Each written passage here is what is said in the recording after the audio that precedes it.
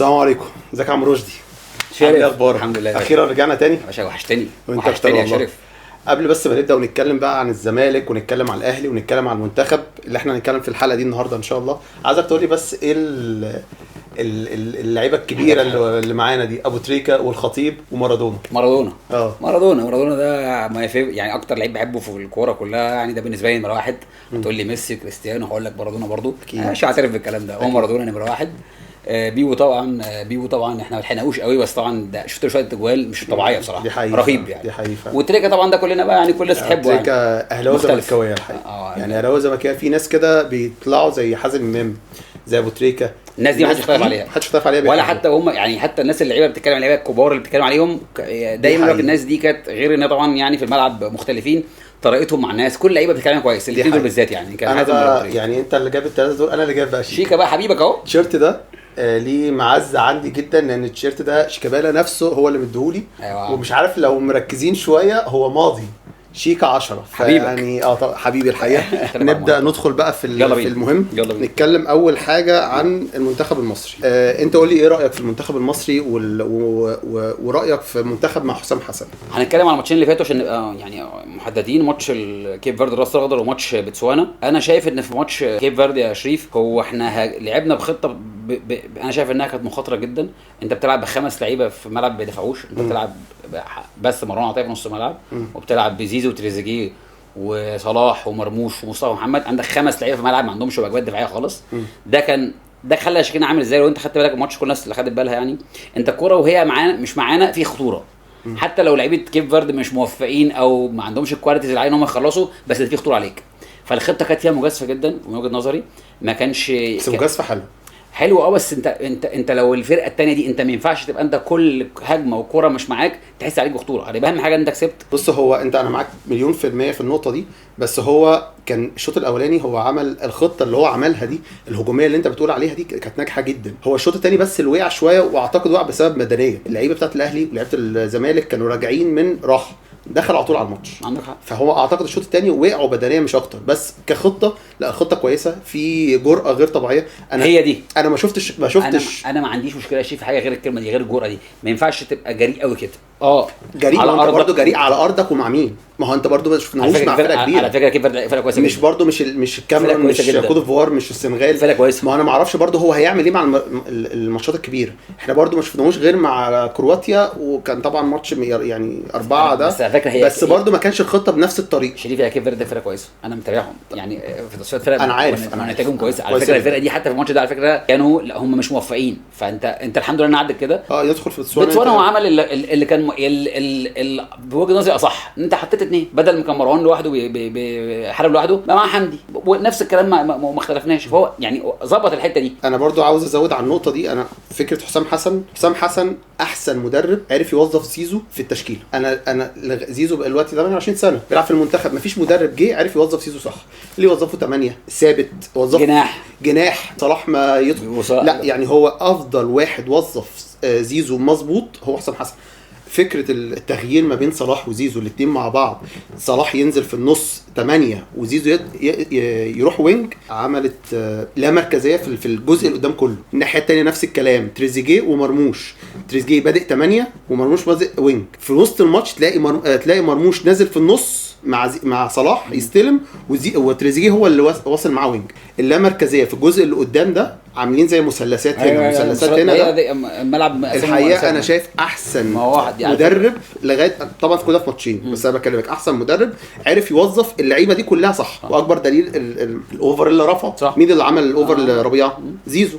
مع ان زيزو نازل اصلا في التشكيله ايه 8. زيزو اصلا حته الكورسات دي مميزه قوي بصراحه. بيعملها بصراحه، هو بيجري بيعملها بتاعته بجد يعني. ولو ركزت برضو في التشكيله بتاعه المنتخب، محمد هاني مختلف عن محمد هاني الاهلي. ليه بقى؟ محمد هاني في الماتش ده في الدقيقه 21 بالظبط محمد هاني ساب الباك ودخل في نص الملعب. محمد هاني ما كانش ماسك الخط صح، كان بيدخل في نص الملعب لان هو مش محتاجه. هو عنده 2 في الوينجين، محمد صلاح مش محتاج. خليك انت جوه، ادخل في نص الملعب، غطي الاثنين دول، غطي الاثنين دول صح. عندك حق، وفعلا ده اللي حصل. عشان كده بقول لك محمد هاني مختلف عن الاهلي. الاهلي ماسك الوينج، اكتر خط ماسك الخط. طب تعالى بقى يلا ندخل على صفقات الزمالك ولا ندخل على صفقات الاهلي الاول؟ الزمالك بقى يا باشا، بما ان انا راجل اهلاوي يعني. طيب بص الزمالك اتعاقد لغايه دلوقتي، احنا دلوقتي الساعه 6:30 تقريبا واحنا بنصور، والقيد الافريقي في السوبر الافريقي هيقفل الساعه 12، فممكن خلال 3-4 ساعات دول يحصل صفقه جديده اي حاجه. انا بتكلم على الصفقات الاوفيشالي لغايه دلوقتي موجود. طيب الزمالك اتعاقد مع اول واحد محمد حمدي من انبي، ده اول حاجه. انت تعالى نتكلم على اللاعب ونشوف ماشي. ايه رايك فيه. محمد حمدي ده اللي كان بيلعب في انبي، باك شمال عنده 21 سنه، الاهلي كان بيحاول فيه، بس انبي مش عارف ليه في مشكله ما بين انبي والاهلي. ما اعرفش ايه المشكله الحقيقه. اعتقد من وجهه نظري باك هيفيد الزمالك جدا. يعني الزمالك متعاقد مع محمد حمدي من انبي اعاره سنه، محمد بنتايك برضه باك شمال. الاثنين دول اعتقد هيعوضوا ان شاء الله فتوح، يعني ربنا يكون في عونه في اللي هو فيه دلوقتي ده. ربنا يكون في عونه طبعا. فاعتقد الاثنين دول هيفرقوا جدا في باك الشمال. اللي هيدوس في الاول هو اللي هيركب. طبعا فاهم. فمحمد حمدي لعب منتخب ولعب انا شفت له كام ماتش في الدوري بصراحه كان كويس جدا. انا بس مشكلتي معاه بس مع محمد حمدي الاعاره لمده سنه، وانت السنه الجايه طب انت افرض محمد حمدي ده تألق معاك هتعمل ايه؟ الاهلي هيجي طبعا. دي مشكله، بس مش بالضروره برضه يا شيخ. يعني دي برضه لو الراجل في لعيبه برضه تبقى زملكاويه ولاعيبه يعني برضه لا بص في اكبر دليل امام عاشور. فبتكلم يعني في فكره لا هو فلوس، هي فلوس طبعا. بس برضه ما الزمالك ممكن يدفع برضه، الزمالك برضه بس مش هيقدر يدفع الارقام يعني برضه على حسب يعني. بس انا مشكلتي زي ما بقول لك كده، مشكلتي بس معاه هي الاعاره السنه دي. مش عارف لو تعلق هيبقى ريسك بقى ان هو مشكله كبيره ان شاء الله. ومحمد بنتاج ده برضه يعمل شغل عنده 24 سنه برضه، بس كل اللعيبه لا يعني فكره وانتوا كده على فكره جايبين واحد اسمه سيدي نداي ده السنغالي ده عنده 18 سنه تحت السن.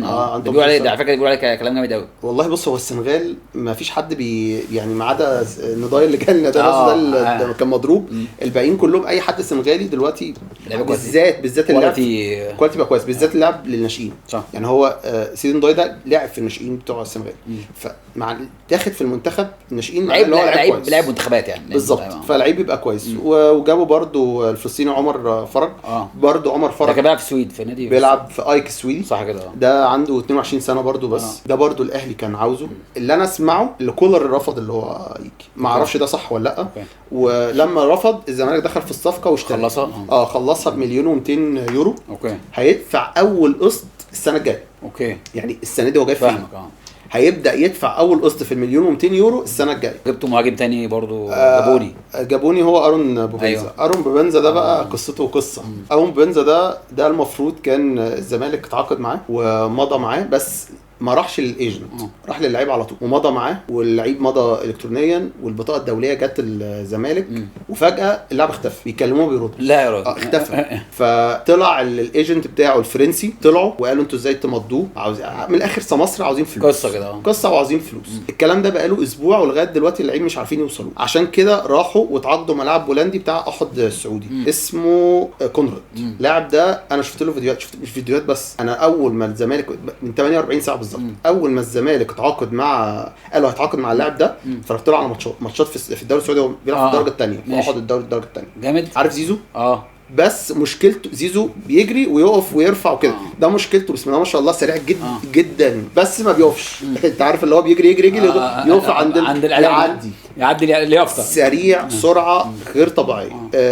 اوفراته حلوه، بيمسك كوره مش هقول لك واحد كويس، بيلعب على الجون برضه. يعني هي فكره زيزو شويه بس هو كده سريع لا انت مش متخيل سريع ازاي. سريع بطريقه غريبه. فاعتقد الزمالك صفقاته مش وحشه كويسه، بس محتاج مساك، محتاج 6 مع دونجا. يعني محتاج بدل بوبنزا اللي مش جاي ده. بوبنزا ده لو كان جه كان هيفرق جدا. بوبنزا لعيب جبار. بقول لك محتاجين مع شلبي وينج شمال. هو البولندي ده جه فتمام. يلا ندخل على صفقات الاهلي. يلا بينا. صفقات الاهلي لغايه دلوقتي الساعه دلوقتي 7 بنصور يعني. القيد الافريقي هيقفل الساعه 12، فممكن الاهلي وفي كلام للاهلي في صفقه دلوقتي افريقيه في المهاجم بيجيبوها. فاحنا بنتكلم عن صفقات لغايه دلوقتي اللي احنا بنتكلم فيها دلوقتي. ده لاعب يوسف ايمن، ده لاعب دولي قطري مساك مظبوط. ويحيى عطيه الله ده دولي برضو مغربي باك شمال. واشرف داري ده دولي مغربي مساك. وعمر الساعي لاعب الاسماعيلي وبيلعب في المنتخب الاولمبي ولعب منتخبات زي ما انت قلت متمرس يعني مظبوط. فانت قول لي ايه رايك في اختيارات الاهلي. بص يا باشا، انا رايي شويه هيبقى مختلف شويه عن الناس على السوشيال ميديا شويه يعني، لان انا شايف الاهلي جاب اللي هو محتاجه. انت مشيت عبد المنعم، جبت مكانه 2 لعيبه، يوسف ايمن واشرف داري. مشيت ديانج، جبت مكانه عمر الساعي. علي معلول راجل مصاب وراجل برضه بيلعب لوحده، جبت مكانه يحيى عطا الله، لعيب باك شمال مغربي راجل كويس جدا. الناس بقى كلها عماله بتتكلم. انا شايف ان الاهلي كان ممكن يزود، يجيب جناح. انت عندك بشير عبد القادر وكريستو، ما جبتش مكانهم حد. دي المشكله بجد، لان انت انت محتاجه اكتر من راس حربه بكتير. ليه؟ انت عندك مين بيلعب دلوقتي اجنحه في الاهلي؟ عندك حسين الشحات ورضا وتاو على فترات، لان تاو برضه بيلعب شويه ومستواه مش ثابت على طول. وطاهر الجهاز مش بيعتمد عليه قوي، خلي بالك يعني. حتى لما بيلعب شريف الناس مش بتديله برضه، تحس ان في الثقه عنده، هو لعيب مودي شويه. وزود على كمان ان الجهاز مش مديله الثقه 100%، فهو مش لعيب مش ثابت عندك كجناح يعني. فانا كان رايي انت محتاج تجيب جناح اكتر من اي حاجه في الدنيا. لكن فكره بقى ان انت عاوز تجيب راس حربه بالعافيه دي، انا شايف ان انا مش معاها خالص. انت عندك وسام دلوقتي، الراجل ده هو الستاندنج بتاعك. وزي ما احنا كنا بنتكلم انت قبل التسجيل يا شريف، انت بتقول لي ان في انديه كتير زي مثلا سيتي هو عندهم هالاند وخلاص، هو يا باشا 9-1.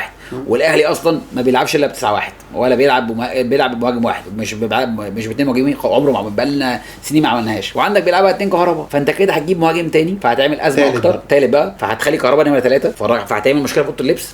ليه؟ ما انت هو عندك وسام وعندك كهرباء، ولو اتزنقت في حته ثالثه عندك الناشئين يا جماعه اللي احنا ناسينها دي. اي ناشئ، الناشئين دي عايزه حلقه بقى، عايزه حلقه، لان في كوارث في الناشئين. انت مش متخيل الكوارث اللي بس والله بسمع من صحابي بلاقي حتى اللي عندهم ولاد يعني بيلعبوا في انديه، بسمع قصص غريبه جدا، محتاج لها حلقه فعلا. حلقه، لان في كوارث بتحصل وهتتجاب يعني، هنقولها. هنجيب حلقه وهنطلع كل البلاوي اللي بتحصل. انا ممكن اجيب حتى من صحابي لعيبه الكوره حتى كمان، هنجيب ان شاء الله اللي في القصه دي يحكوا معانا اكتر كمان، يبقوا معلومات يعني ان شاء الله. فالجمهور عايز راس حربه. انا شايف ان احنا مش محتاجين راس حربه ولا حاجه، احنا كنا محتاجين جناح مع اللجوم. والفكره طبعا بين رمضان اللي احنا حاسين ان احنا هنجيب دونجا بتاع البرازيل يا جماعه، ده بيلعب في المجر يا جماعه يعني، لعيب كويس طبعا ما اختلفناش، بس هتجيب 2 لعيبه في المركز ده 8 وانت عندك امام ب $3 مليون، وتجيب ده ب $3 مليون، يبقى جايب 2 لعيبه ب $6 مليون. هل ده منطقي يا جماعه؟ وبالنسبه لي هيعمل ايه يعني؟ انا بالنسبه لي امام في اوقات معينه هو افضل لعيب بالظبط. انت عشان شفته. ما انا بس المشكله ان يا شريف ان الناس بتتكلم يعني اغلب الناس ما شافتش اللعيب مظبوط ولا تابعته وبتتكلم عمياني. ليه بقى؟ غير رمضان لو ما جبناهوش تبقى قدره فاشله يا جماعه. هو انتوا شفتوه لعيب كويس، ما اختلفناش طبعا، لعيب كويس. اولا هو بيلعب في المجر دي واحد، عندك زيه ويمكن احسن منه كمان زي ما كان شريف. هو لو كان لعيب جامد كان زمان احترف في احسن الانديه يعني. لو جه اهلا وسهلا، ما جاش مش الكارثه، مش محتاجينه قوي يعني. ده اللي انا عاوز اقوله. زائد ان عندك 20، معلش هزود دي اخر حاجه، ان الثمانيه ما انت عندك قفشه بيلعبها وسوليه بيلعبها، يعني انت ما عندكش ازمه في الثمانيه خالص. طيب بص، خليني انت واخد ناحيه الاداره شويه، خلينا ناخد من ناحيه الجمهور شويه. ماشي. طيب ناحيه الجمهور بيفكر ازاي الان من فكره اللي هو باع عبد المنعم، جاب اشرف داري لعيب كويس جدا وكل حاجه، بس مش مقارنه بعبد المنعم يعني، في داون جريد سنه. علي معلول عطيه الله، علي معلول افضل من عطيه الله، فده معناها داون جريد برضه. فالناس قلقانه فكره اللي انت عملت زي داون جريد شويه. اللعيبه دي ممكن تعمل احسن من يعني يعملوا احسن من اللي موجودين، ممكن يعملوا. فاهمك طبعا. يعني علي معلول ممكن عطيه الله ممكن يحيى عطيه الله ممكن يعمل احسن من علي معلول، مفيش مشكله. بس هي الفكره الجمهور قلقان الوضع الحالي. وينجات اربعه بس ما يشيلوش. انت عندك السنه الجايه انت السنه دي معاك فيها الونجات. انت قلت الكلام ده مظبوط. الجمهور قلقان من الفكره دي. السنه الجايه داخل في بطوله الدوري، بطوله الكاس افريقيا، السوبر الافريقي، كاس عالم الانديه، بطولات غير طبيعيه طبعا. فالجمهور قلقان، فطبيعي حقه يقلق. بس انت لو اتكلمنا من ناحيه الاداره برضه عندها هتعمل ايه؟ عبد المنعم جه في اخر الموسم، انا عاوز احترف، هيعملوا ايه؟ لو فكرت هو كسبان فيه بالظبط طبعا. وداري هو افضل المتاحين. في النهايه رشدي، انا اتبسطت جدا، الحلقه جميله الحقيقه، وانا طبعا يا شرف اتكلمنا في كل حاجه في الاهلي والزمالك والمنتخب، واتكلمنا في كل حاجه. حلقه كان جميله، عاوزين نكررها بقى كتير. انا معاك، اتبسطت جدا كنت معاك حبيبي يا شرف، حبيبي عمرو رشدي، حبيبي سلام.